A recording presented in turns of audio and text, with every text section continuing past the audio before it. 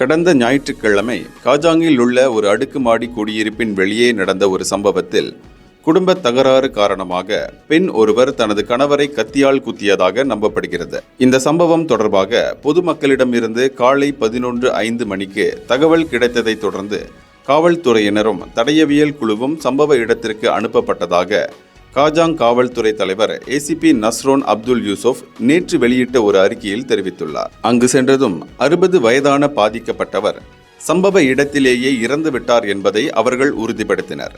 மேலும் கொலைக்கு பயன்படுத்தப்பட்ட ஆயுதம் என்று நம்பப்படும் ஒரு கத்தியையும் விசாரணைக்கான பிற ஆவணப் பொருட்களையும் போலீசார் கைப்பற்றியதாக அவர் சொன்னார்.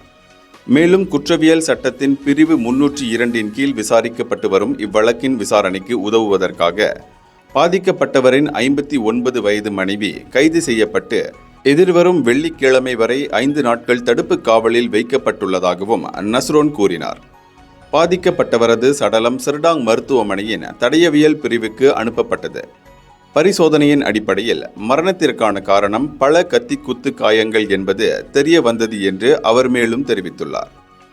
இந்தியர்களின் இதய குரல் மக்களோசை.